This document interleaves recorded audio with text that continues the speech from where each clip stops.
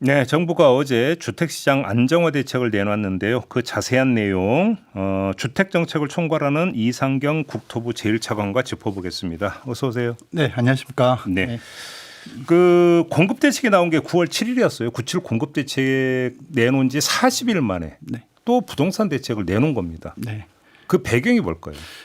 사실 97 저희가 부동산 공급 대책을 발표하고 난 다음에 그 공급이라는 것 자체가 실제 효과를 발휘하려 그러면 그 입법 과정이라든지 뭐 어떤 건축 그 시점이라는 이런 것들 때문에 좀 시간이 일부 걸리는 게 사실입니다. 그런데 이제 그런 공급이 현실화되기 이전에 시장에서 이제 그 공급 부족에 대한 우려라든지 아니면 기타 이제 시장 금리 인하에 대한 기대감 이런 부분들이 합쳐지면서 시장 불안 요인이 좀 많이 나타났습니다.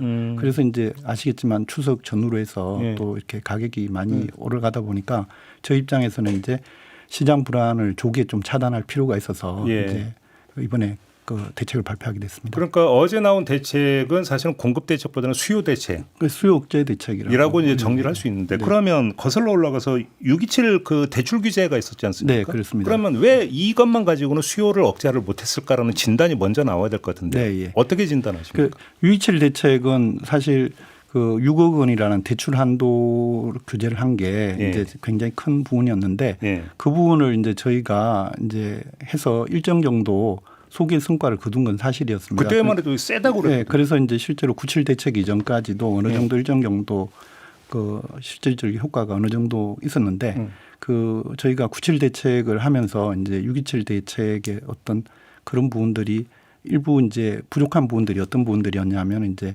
그 규제 지역 안에서도 신고가가 계속 나타났고 그리고 이 규제 지역 밖의 지역에서는 이제 그 더더구나 이제 그 일종의 이제 풍선 효과처럼 한강 벨트 지역으로 확산되는 게 좀 계속 있었습니다. 그러니까 그러다 보니까 이런 그 627 대책의 어떤 그런 규제적인 한계가 일부 나타났던 부분이 이게 고가 주택에 대해서는 이제 작동이 쉽지가 않은 그런 한계가 보였던 거죠. 현금을 많이 가지고 있으신 분이 투자를 한다든지 투기하는 분도 있고, 그리고 대출을 좀 고가 주택에서 활용할 때는 좀 잡기도 어렵고. 그러면 질문을 바꿔볼게요. 627 대책이 나왔고 97 대책이 나왔음에도 불구하고 장을 진정시키는 게 아니라 불장이 계속됐던 그 이유, 다시 말해서 그러면 그럼에도 불구하고 계속 이게 됐던 그 수요의 성격은 투기 수요냐 뭐냐, 이 규정이 있었어야 될 것 같은데 뭐라고 보셨습니까?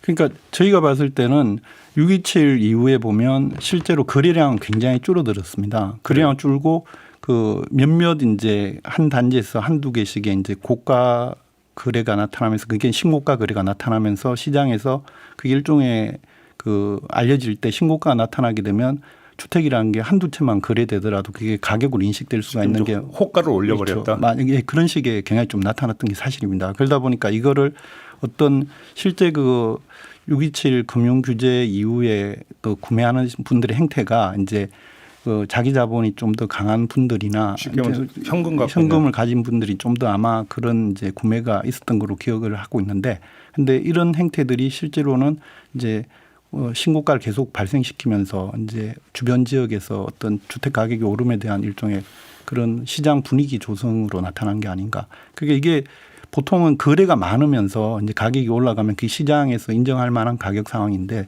사실은 거래량이 적으면서 나타난 그런 게 있었습니다. 그러면 지금 차관님 말씀을 듣다 보니까 어제 나온 대책을 가지고도 지금 전문가나 언론의 평가 중에는 이러면 결국은 현금 부자만 좋은 일 시켜준다라는 어떤 그 지적이 뒤따랐는데 근데 그러면 627 대책에도 불구하고 현금 부자들이 현금을 가지고 신고가를 했던 이 현상이 어제 대책에서 안 나올 거라고 자신하세요? 그런 건 아니지만 그래도 이제 그 저희가 이제 강남 지역을 이렇게 살펴보면 그 이 한강 벨트 쪽으로 퍼져 나가고 난 다음부터 강남은 어느 정도 고점에 도달하고 지금 약간 조정 상태에 있는 것 같습니다. 저희가 봤을 때는. 그렇게 보세요. 그리고 이제 그러다 보는데 이제 문제는 이제 이 한강 벨트라든지 서울시나 아니면 저기 서울시 인접 지역이나 아니면 분당이라든지 과천 쪽은 실제로는 강남 수준은 아니지만은 가격대가 20억대 선을 넘어서는 좀 약간 그 고가 아파트들 거래가 많이 되는 그런 경향이 있었습니다. 그런데 그런 부분들에 대해서 이제 일정 정도 규제를 가해주면 이게 사실은 이제 거래량도 감소시킬 수 있고 강남에서 일어났던 패턴과 같이 일부의 어떤 신고가 정도가 나타나지 않을까 그 정도로 보고 있습니다. 지금 그 얘기로 좀 넘어가야 될 것 같은데 네네. 서울의 특정 지역 또는 서울 전역에다가 네네. 거기다가 경기도 인접 지역까지 지금 묶었어요. 네네. 어떤 이유 때문일까요? 그게 이제 아시겠지만은 이제 저희가 그동안 규제 지역을 할 때 제일 우려됐던 게 풍선 효과라고 일명 말하는 이제 주변 지역으로의 퍼짐 효과였는데 네. 저희가 이제 특정 지역에다가 규제 지역을 묶게 되면은 거의 대부분 그동안 역대 정부에서 나타났던 상황들이 주변 지역으로 그 전이가 되면서 주변 시장에서 또 가격이 또 앙등하고 이런 상황들이 계속 있었습니다. 그래서 저희가 그걸 경험적으로 알고 있기 때문에 이번에 할 때는 그 우려될 수 있는 지역들을 포괄적으로 같이 묶자 이런 식의 개념에 입각해서 서울과 이제 경기도의 우려 지역들을 같이 묶어서 지금 한 겁니다. 그러니까 서울 지역만 그 토지거래 허가 지역으로 만약에 묶으려고 할 때는 광역단체장 서울시장의 권한인 거죠. 네. 예. 그런데 지금 어떤 또 그러니까 그 해석이 나오고 있냐면 경기도 일부 지역을 같이 묶은 게 국토부 장관이 이걸 지정하기 위해서 했던 그런 차원 아니냐 이런 해석도 있던데요. 어떻게 보십니까?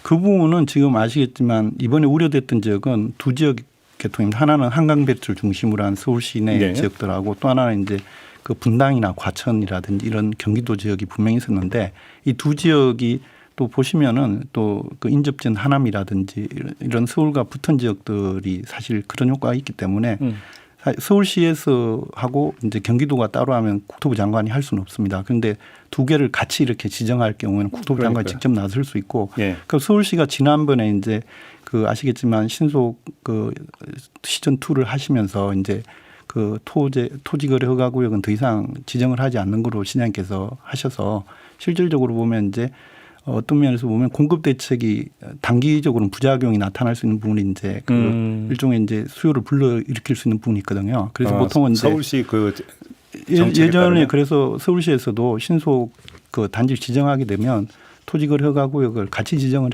했었습니다. 그런데 이제 이번에는 안 하셨기 때문에 실제로 그럴 가능성이 있었고 또 그 노후 일기 신도시 같은 경우들은 지금 계속 이제 워낙 이제 관심 지역이 되다 보니까 그 관리의 필요성이 있었는데 그게 이제 경기도하고 서울의 양쪽에 다 그런 상황들이 발생을 하니까 저희가 이번에 장관이 그 직접 이제 그 양쪽에 경기도와 서울에 걸쳐 있을 경우는 지정할 수 있는 권리를 이용해서 그 이번에 토지거래 허가구역을 지정하게 된 그런. 그러면 지금 국토부의 입장에서는 서울시가 추진하는 과정에서 이제 신통 그 사업 말씀하시는 거죠? 맞습니다. 해서 하면서 토지거래 허가구역을 묵지 않은 것 자체가 좀 문제가 있었다 이런 문제라기보다는 보통은 이제 어떤 그런 공급 대책을 하게 되면 부작용이 나올 수 있는 부분이 이제 가수요를 불러일으킬 수 있는 여지들이 있거든요. 이제 그러면 이제 그런 거에 대한 관리를 통상적으로 같이 하는 경우가 많습니다. 근데 그런 것도 있고 이전에 이미 그거 발표하기 전부터 한강벨트 지역은 이제 또 그런 이제 굉장한 또 수요가 발생하고 있었기 때문에 토지가 또 필요했고 그래서 이제 토지거래구역을 이제 좀 이번에 저희가 하게 된 배경입니다. 그런데 이제 이 과정에 대해서 서울시에서 뭐라고 하냐면 이건 협의가 아니라 일방적 통보를 했다 국토부에서 이렇게 이야기하던데 이건 어떻게 받아요? 그 부분 또 오해가 있는 부분인 게 저희가 규제 지역이라고 하면 이제 조정 대상 지역하고 투기와일 지구인데 이거는 이제 주택법에 근거해서 합니다. 그 주택법에서는 이제 그 의견을 듣게 돼 있고 협의 대상은 아닙니다. 그래서 공문을 보내서 서울시의 의견을 저희가 수렴을 했습니다. 그러고 이제 토지거래 허가구역은 이제 우리가 부동산 거래 신고법에 근거해서 하게 되는데 이 경우는 어떤 협의라든지 그것에 대한 그 법적 그 조항이 없습니다. 그래서 저희는 그래도 불구하고 지자체들한테 다 알려드렸습니다. 사전에 하기 전에. 그래서 이제 이게 서울시에서 말하는 어떤 협의라고 하는 거는 법에서는 그 사용하고 있지 않는 쪽 단어입니다.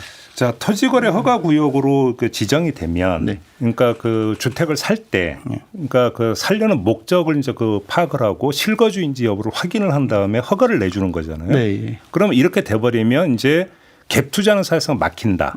여기까지는 알겠어요. 근데 갭 투자가 막히면 그거에 대한 부수 현상으로 전세 매물이 줄어드는 거 아니냐는 지금 우려가 따라붙고 있습니다. 이 점은 어떻게 보세요?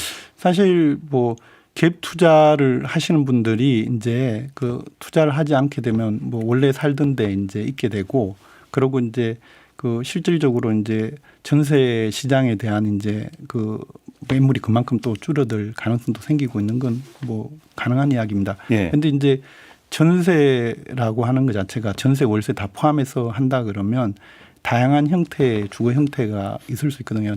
지금은 전세가 많이 줄어들고 있지 않습니까? 월세화가 많이 진행되고 있어서 그래서 지금 뭐 전세는 좀 약간 물량에서 부담을 느낄 수 있지만은 그래도 월세화가 진행되면서 월세 물량은 또 계속 많아지고 있는 경향도 있습니다. 가격이 그대로 유지되는 상태에서 월세로 넘어가면 또 모르겠는데 네네. 전세 물량이 줄어들면 자연스럽게 그러니까 전세 가격이 올라가고 그 전세 가격이 기준이 돼가지고 월세까지 따라 올라갈 수가 있으니까 문제 아니겠습니까?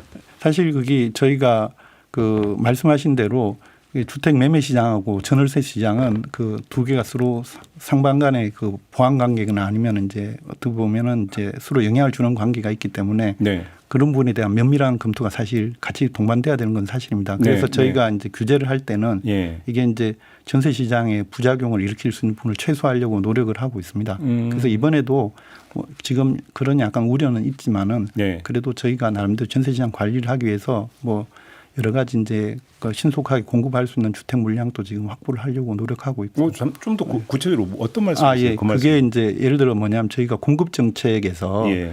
지난번에 많이 소개가 안 됐던 부분이 이제 비아파트들에 대한 저희가 대책 계속 준비를 하고 있었는데 뭐 빌라나 뭐 이런 거 말씀하시죠? 대표적으로 이제 그 오피스텔이나 예. 아니면 이제 거기 도시형 생활주택 같은 물량을 예. 저희가 그 매입 확약을 해서 예. 이제 신축을 유도하고 있습니다. 그게 14만 호 정도를 매입 확약 물량을 그동안 그 목표로 하고 있는데 안 되면 우리가 사줄게. 그러니까 이제 어떻게 하냐면 이제 비아파트 사업자가 수요가 확보되지 않은 상태에서는 건축을 못 할 거잖아요. 그렇죠. 그런데 저희가 이제 매입 확약을 해주는 거죠. 해줘서 그걸 이제 네가 공급을 하면 우리가 임대주택, 그건 저희는 확보한 다음에 임대주택으로 이제 공급을 하는 겁니다. 그러면 이제 아파트는 아니지만은 예. 도시형 생활주택은 오피스텔도 양질의 주택이거든요. 비주택이지만 그렇지만 이런 것들을 통해 가지고 그 공급을 저희가 이미 24년부터 시작을 했는데 그 물량이 굉장히 많이 되면 저희가 단기적으로 그 한 3, 4년 안쪽으로 다 이제 저희가 매입이 들어갈 것 같으면 꽤 많은 물량이 나오게 되고 실제로 공사 기간이 짧습니다. 이제 착공으로부터 1년 안에도 충분히 나올 수 있는 물량이기 때문에 아파트는 아니지만 이 아파트에 준하는 이제 그런 이제 비아파트 물량들이 꽤 나올 수가 있는 걸 저희가 지금 계속 지원을 하고 있습니다. 근데 얼마 전에도 뉴스가 나왔는데 예를 들어서 그것이 어떤 그 1인 가구인 청년층한테는 네네. 그런 주택 형태가 그 꽤 맞춤형일 수도 있겠지만 네네. 신혼부부 주택 있잖아요. 네네. 신혼부부 주택 같은 경우는 지금 평수가 너무 좁고 네. 주변 인프라가 너무 안 좋고 네. 이래서 오히려 외면받는다는 뉴스도 며칠 전에 나온 바가 있었거든요. 그렇게 놓고 본다면 오피스텔이나 도시형 어떤 생활주택 자체만 가지고 대안이 되기는 좀 한계가 있는 거 아니겠습니까? 그래서 사실은 이제 말씀하신 대로 그 서울의 그 다양한 주거 패턴들이 존재하는 건 사실입니다. 그런데 보면 이제 최근에 1인 가구들이 굉장히 많이 급증하고 있기 때문에 그런 가구들에 대한 어떤 대응은 어느 정도 될 것 같고 제가 볼 때 2인 가구도 어느 정도 커버되는데 말씀하신 대로 이제 신혼부부라 이런 경우는 이제 좀 더 나은 양질의 주택을 선호하는 경향이 있는 건 사실입니다. 그래서 저희가 좀 전에 말씀하신 내용대로 이제 임대주택을 특히 이제 공급을 했을 때 그동안 공급이 규모가 작다든지 이런 것 때문에 공공임대가 신혼부부들한테 약간 불만의 대상이 됐는데 앞으로 이제 저희가 통합 공공임대라든지 경기도에서 대통령께서 시도하셨던 기본주택 타입이라 이런 경우는 규모도 키우면서 이제 그 양질의 이제 어떤 서비스를 제공하는 그런 개념을 시도되고 있거든요. 그러면 매입 확약을 통해서 지금 시장에 공급할 수 있는 물량을 어느 정도로 계산하고 계세요? 저희는 목표량은 14만 호 정도 14만 호? 그 매입을 하고 있고 이미 꽤 진행이 많이 돼 있습니다. 근데 만에 지금 이 우려가 현실화 안 되는 게 사실은 제일 좋은 거긴 한데 갭 투자가 막히고 전세 만약에 공급이 줄어들어 가지고 전세 대란이 만약에 벌어진다. 14만 호 갖고 이게 커버가 될까요? 근데? 그러니까 이게 그 물량이라는 그 개념 자체가 사실은 이제 그 사람 보는 사람에 따라 다를 수가 있습니다. 그러니까 무슨 말이냐면 그 이제 주로 그 물량이 어디에 오느냐, 그러니까 서울 지역이냐, 어느 지역에서 이제 공급되느냐. 근데 상대적으로 이런 비아파트 물량들은 서울 지역에도 꽤 많이 저희가 확보를 하고 있고 그리고 이제 수도권에도 같이 확보해 나가고 있어서 위치에 대해서는 지난번보다 나은 것 같고 지금 말씀하신 이제 물량이 14만 호가 적절하냐 안 하냐는 사실은 시장에서 다른 이제 저희가 단기적 그러니까 지금 약간 시장 우려가 있는 시기가 26년, 27년에 입주 물량이라는 우려가 큰 부분이거든요. 근데 그 부분에 대한 단기적 처방을 저희가 많이 포인트를 두고 있고 그 이후에는 이번에 착공 물량으로 135만 원 발표했던 것들이 28년, 9년부터 이제 순차적으로 대개 나오게 됩니다. 그래서 어느 정도 시장에서 이제 우려하는 이제 어떻게 보면 단기적인 그 부분을 어느 정도 커브해 주면서 좀 그런 부분에 있어서 물량이 나오면 같이 이제 하면서 시장 안정화가 되지 않을까 그렇게 보고 있습니다.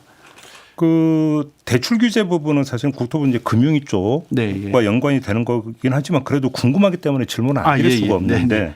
담보대출 한도를 너무 세게 묶은 거 아니냐는 지적도 있던데 어떻게 받아들이세요? 그 부분을 이제 그 뭐랄까 이제 그러니까 이게 사실은 이제 6억 원이라는 걸 원래 한정을 원래 일괄적으로 했다가 이제 이번에 이제 그 아까 말씀드린 신고가를 이제 하는 아파트들을 이렇게 살펴봤을 때 그 저희는 사실은 이제 예전에 문정부 때 15억 원 이상을 LTV 0을 해가지고 아예 대출을 금지를 시켰었습니다. 네네네. 그 당시.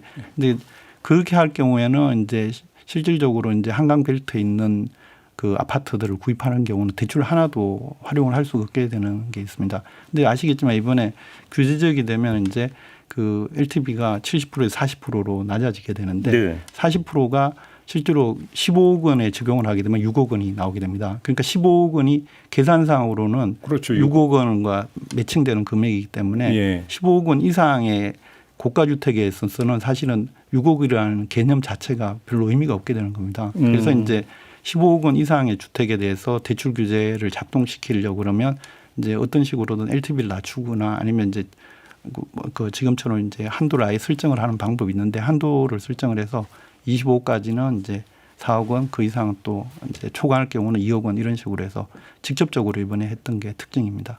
근데 지금 이제 15억 원 이상의 아파트는 이제 고가 주택이라고 규정을 하면서 말씀을 주셨는데 네. 올해 8월 기준으로 서울 아파트 평균 매매가가 12억 3,236만 원이었다고 하거든요. 아, 예. 지금 그러면 이건 평균 가격이에요. 네.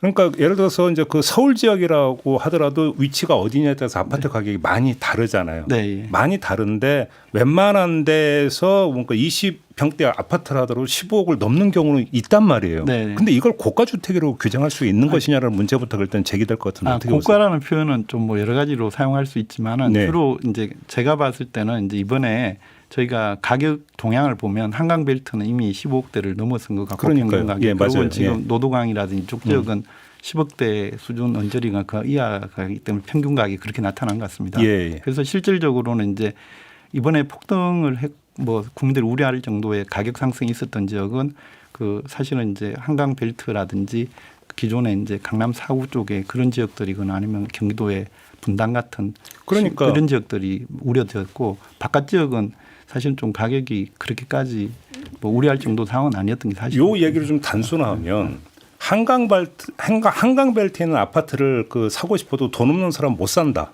이 얘기로 연결이 되는 거 아닙니까? 대출을 못 받으니까. 얘기가 그렇게 되는 거 아닌가요, 장관님? 그러면 거꾸로 얘기를 하면 네네. 그건 아까 말씀드린 현금 부자만 네.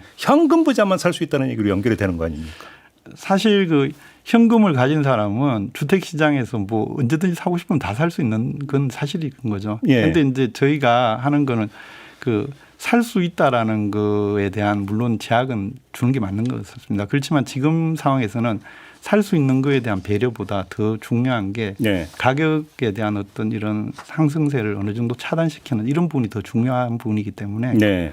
이제 지금 말씀하신 어떤 현금 부자만을 배려한다든지 아니면 어떤 주거 사다리라고 이야기하는 저는 그런 정부가 현금 부자를 배려한다고는 생각하지 않아요. 근데 결과적으로는 현금 부자 좋은 일 시켜주는 결과는 나올 수 있는 거 아니냐 이 말씀이신 거, 이 말인 거죠. 그런 부분은 뭐 말씀하신 우려는 일부는 있을 수 있는 여지는 있는 것 같습니다. 그래요? 그거에 대한 보완책이나 이런 건 그런 강구하기 힘듭니까? 아닙니다. 그런 부분들이 사실은 이제 그 우리가 흔히 말하는 이제 똘똘한 한 채라든지 기타 그러니까요. 이제 이런 것들에 대한 주택 보유에 대한 문제로 넘어갈 수 있는데요. 그러니까 사실 소비 입장에서 똘똘한 한 채 갖는 걸 네. 잘못된 욕망이라고 볼 수는 없지 않습니까? 그 이제 잘못됐다는 문제가 아니라 이제 네. 그런 부분을 통제를 하려면 저희가 금융 규제나 아니면 공급 대책이 아니라 세제가 작동을 해야 됩니다. 아시겠지만 이제 세제. 그러니까 보유세를 강화한다든지 하면 고가 주택을 가지는 데 대한 부담이 생길 수밖에 그렇죠, 없거든요. 그렇죠. 그럼 자연스럽게 이제 고가 주택에 대한 수요가 떨어지게 되는데 그 지난 윤 정부 때 뭐 중부세라든지 이런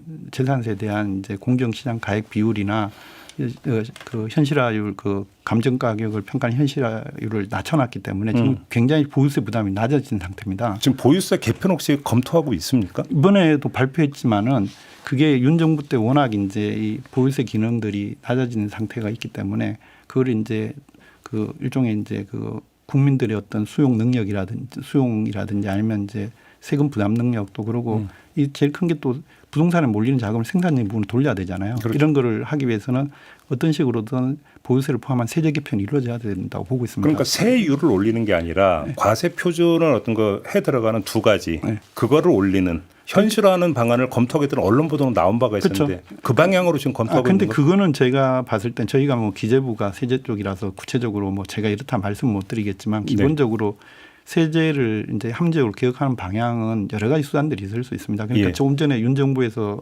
완화시켰던 그런 이제 그 공정시장 가입 비율을 올린다 이런 그렇죠. 가지도 있고 또 아니면 이제 우리가 이제 그 장특공제라고 일반적으로 말하는 장기 보유에서 생길 수 있는 이제 양도세에 대한 뭐 그런 부분들도 있고 이제 이런 여러 가지 세제에서 작동할 수 있는 요인들이 있어서 그런 것들에 대해서는 이제 그 주무부처인 기재부가 아마 이제 앞으로의 어떤 세제 방향에 대한 종합적 검토를 해서 아마 어떤 방안을 마련하지 않을까 그렇게 보고 있습니다. 아무튼 어제 나온 언론 보도를 보면 정부가 보유세는 그 높이고 거래세는 낮추는 방향으로 검토하고 있다. 보도가 이렇게 나왔는데 맞습니까? 그 원래 이제 주택 시장을 안정화시키면 학문적으로든 일반적으로 그렇게 보통 이야기를 합니다.